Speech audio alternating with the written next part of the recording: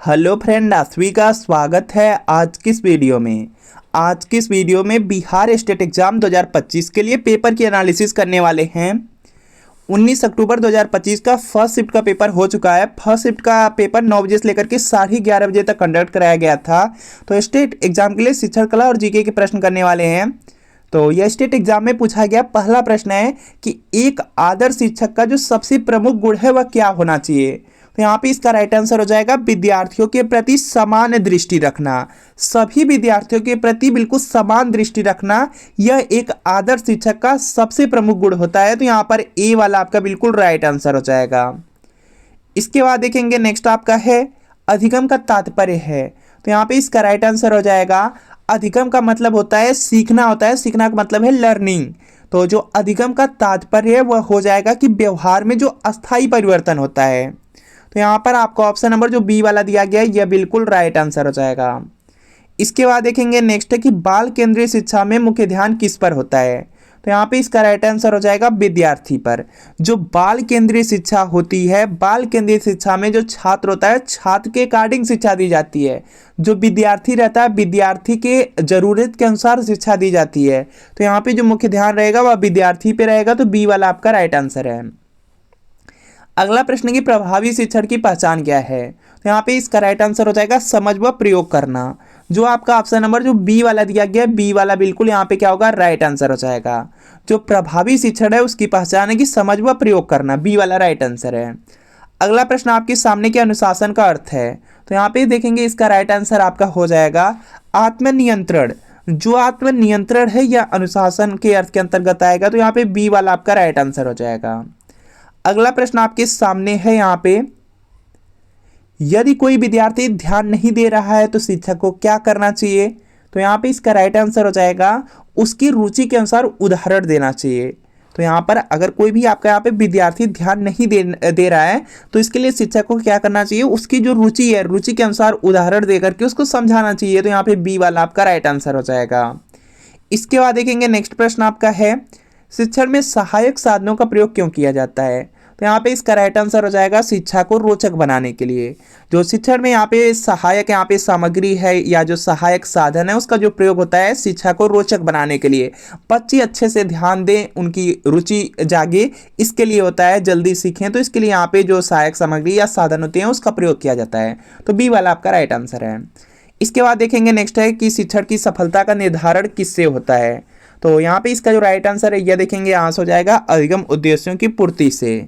जो आपका सी वाला दिया गया सी वाला बिल्कुल यहाँ पे राइट आंसर होगा।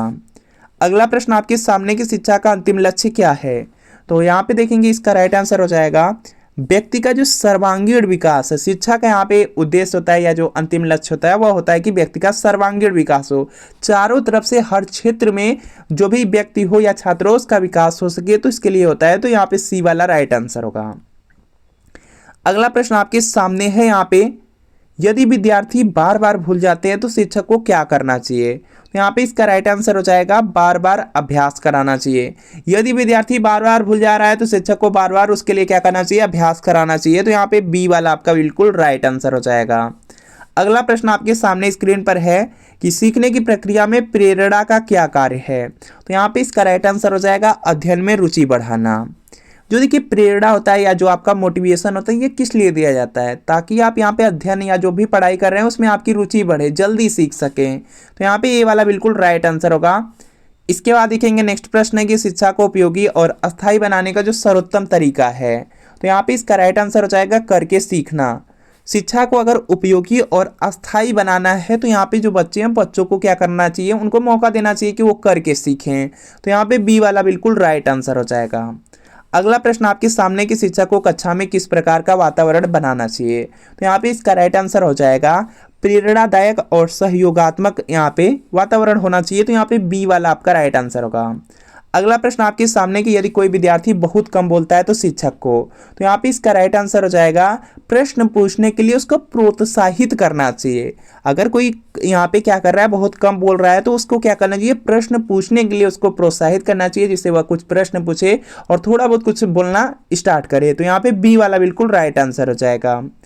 अगला प्रश्न आपके सामने की शिक्षा को लोकतंत्रीकरण का अर्थ है। शिक्षा का जो लोकतंत्रीकरण का अर्थ है क्या है, तो यहाँ पे इसका राइट आंसर हो जाएगा समान अवसर की शिक्षा हो जाएगा। ए वाला आपका बिल्कुल यहाँ पे राइट आंसर है। अगला प्रश्न आपके सामने स्क्रीन पर है कि शिक्षक का सर्वप्रथम कर्तव्य क्या है, तो यहाँ पे इसका राइट आंसर हो जाएगा कि विद्यार्थियों के समग्र विकास में सहायता करना। ऑप्शन नंबर जो बी वाला दिया गया यह बिल्कुल यहाँ पे राइट आंसर होगा। पाठ योजना का मुख्य उद्देश्य है, तो यहाँ पे इसका जो राइट आंसर है यह देखेंगे हो जाएगा आपका शिक्षण को योजनाबद्ध बनाना। पाठ योजना का यहाँ पे क्या उद्देश्य होता है, वह होता है कि शिक्षण को योजनाबद्ध बनाना, व्यवस्थित तरीके से बच्चों को यहाँ पे शिक्षा देना। तो यहाँ पे क्या होगा, बी वाला बिल्कुल राइट आंसर होगा। अगला प्रश्न आपके सामने की शिक्षण प्रक्रिया का केंद्र कौन है, तो यहाँ पे इसका राइट आंसर हो जाएगा विद्यार्थी होते हैं। शिक्षण प्रक्रिया का जो केंद्र है वह विद्यार्थी ही है, तो यहाँ पे बी वाला आपका राइट आंसर होगा। अगला प्रश्न आपके सामने के अनुकरण द्वारा सीखना किसका उदाहरण है, तो यहाँ पे इसका राइट आंसर हो जाएगा प्रेक्षण अधिगम का। ऑप्शन नंबर जो बी वाला दिया गया है यह बिल्कुल यहाँ पे राइट आंसर होगा। इसके बाद देखेंगे नेक्स्ट कि विद्यालय में शिक्षक और विद्यार्थी के बीच संबंध कैसा होना चाहिए, तो यहाँ पे देखेंगे इसका राइट आंसर हो जाएगा मित्रवत और स्नेहपूर्ण होना चाहिए। जो विद्यालय होता है, विद्यालय में जो शिक्षक रहते हैं, जो टीचर रहते हैं और जो विद्यार्थी या छात्र रहते हैं, उनके बीच का जो संबंध है वह बिल्कुल मित्रवत होना चाहिए और स्नेहपूर्ण होना चाहिए। तो यहाँ पे ये वाला बिल्कुल यहाँ पे राइट आंसर हो जाएगा। इसके बाद देखेंगे नेक्स्ट है कि शिक्षा का मूल आधार क्या है, तो यहाँ पे देखेंगे इसका राइट आंसर हो जाएगा अनुभव हो जाएगा। शिक्षा का जो मूल आधार है वह अनुभव ही होता है, तो यहाँ पे बी वाला आपका बिल्कुल राइट आंसर हो जाएगा। इसके बाद देखेंगे नेक्स्ट प्रश्न है कि शिक्षा का प्रभाव किस पर पड़ता है। जो देखिए आपका शिक्षा है, शिक्षा का जो प्रभाव है वह आपके यहाँ पे पूरे व्यक्तित्व पर, पूरी पर्सनालिटी पर पड़ता है, तो यहाँ पे क्या होगा, संपूर्ण व्यक्तित्व पर। बी वाला बिल्कुल यहाँ पे राइट आंसर हो जाएगा। इसके बाद देखेंगे नेक्स्ट कि जब विद्यार्थी स्वयं अनुभव द्वारा सीखता है तो यह किस प्रकार का शिक्षण है, तो इसको देखिए कहा जाता है यहाँ पे स्व अधिगम। जब विद्यार्थी स्वयं अनुभव द्वारा सीखेगा तो वह स्व अधिगम के अंतर्गत आ जाएगा, तो बी वाला आपका राइट आंसर होगा। शिक्षण का प्रथम चरण क्या होता है, तो यहाँ पे इसका राइट आंसर हो जाएगा शिक्षण का जो प्रथम चरण है वह आपका उद्देश्य निर्धारण है, तो यहाँ पे क्या होगा, ए वाला आपका बिल्कुल राइट आंसर हो जाएगा। इसके बाद देखेंगे नेक्स्ट प्रश्न आपका दिया गया शिक्षा का मुख्य आधार क्या है, तो यहाँ पे इसका जो राइट आंसर है यह देखेंगे हो जाएगा आपका अनुभव होता है। बी वाला राइट आंसर है। अगला प्रश्न आपके सामने स्क्रीन पर है कि शिक्षक को विद्यार्थियों में आत्मविश्वास कैसे बढ़ाना चाहिए, तो यहाँ पे इसका राइट आंसर हो जाएगा उनकी जो छोटी छोटी सफलताएं होती हैं अगर उसकी सराहना किया जाए, उससे उसको पुनर्बलन मिले तो उनका जो आत्मविश्वास है वह बढ़ेगा। तो यहाँ पे क्या होगा, आपका ऑप्शन नंबर जो बी वाला दिया गया है यह बिल्कुल यहाँ पे राइट आंसर हो जाएगा। अगला प्रश्न आपके सामने कि जब शिक्षक और विद्यार्थी दोनों मिलकर के शिक्षा प्रक्रिया में भाग लेते हैं उसे क्या कहते हैं, तो वह देखेंगे हो जाएगा सहभागिता शिक्षण। ऑप्शन नंबर जो बी वाला दिया गया, बी वाला बिल्कुल राइट आंसर है। अगला प्रश्न आपके सामने है कि शिक्षा का सर्वोत्तम माध्यम कौन सा है, तो यहाँ पे सर्वोत्तम का मतलब होता है सबसे अच्छा, तो ये देखेंगे क्या हो जाएगा, अनुभव से अगर शिक्षा प्राप्त हो रही है तो ये सबसे अच्छा माध्यम माना जाता है, तो ए वाला राइट आंसर होगा। अच्छे शिक्षक का प्रमुख गुण क्या है, तो यहाँ पे इसका राइट आंसर हो जाएगा विद्यार्थियों के प्रति स्नेह हो, तो यहाँ पे क्या होगा, आपका ऑप्शन नंबर बी वाला बिल्कुल राइट आंसर हो जाएगा। इसके बाद देखेंगे नेक्स्ट है कि शिक्षक को विद्यार्थियों में कौन सा गुण विकसित करना चाहिए, तो यहाँ पे इसका राइट आंसर हो जाएगा सहयोगी और आपसी समझ। बी वाला बिल्कुल यहाँ पे राइट आंसर है। अगला देखेंगे प्रश्न है कि चंपारण सत्याग्रह किस वर्ष हुआ था, तो चंपारण जो यहाँ पे सत्याग्रह है यह हुआ था 1917 में। बी वाला आपका बिल्कुल राइट आंसर होगा। अगला प्रश्न आपके सामने कि बिहार राज्य का गठन कब हुआ था, तो बिहार राज्य का जो गठन है यह हुआ था 1912 ईस्वी में, तो सी वाला आपका यहाँ पे राइट आंसर होगा। अगला प्रश्न है कि भारत का संविधान किस दिन लागू हुआ था, यहाँ पे लागू हुआ पूछा गया है, तो यह 26 जनवरी 1950 होगा। बी वाला आपका राइट आंसर होगा। इसके बाद देखेंगे नेक्स्ट है कि लोकसभा की अधिकतम सदस्य संख्या कितनी हो सकती है, तो यहाँ पे इसका राइट आंसर हो जाएगा आपका 550। 550 वाला राइट आंसर होगा। डी वाला बिल्कुल राइट आंसर होगा। नालंदा जो विश्वविद्यालय है इसका जो विनाश किसने किया था, किसने इसको नष्ट कर दिया था, तो यहाँ पे इसका राइट आंसर हो जाएगा आपका बख्तियार खिलजी ने किया था। बी वाला बिल्कुल यहाँ पे राइट आंसर होगा। अगला प्रश्न आपके सामने कि बिहार की प्रमुख भाषा कौन सी है।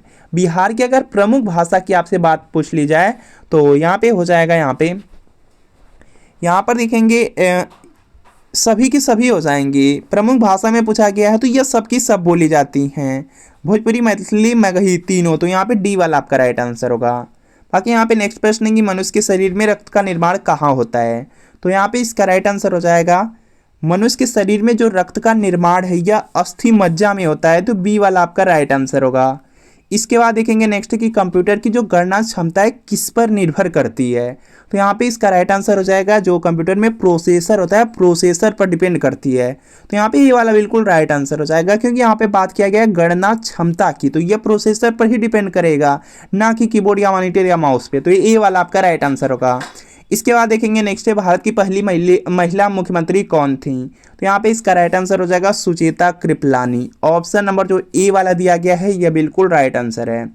अगला प्रश्न है बिहार का राज्य पशु कौन है। तो यहाँ पे इसका राइट आंसर हो जाएगा यहाँ से हाथी हो जाएगा, सी वाला आपका यहाँ पे बिल्कुल राइट आंसर हो जाएगा।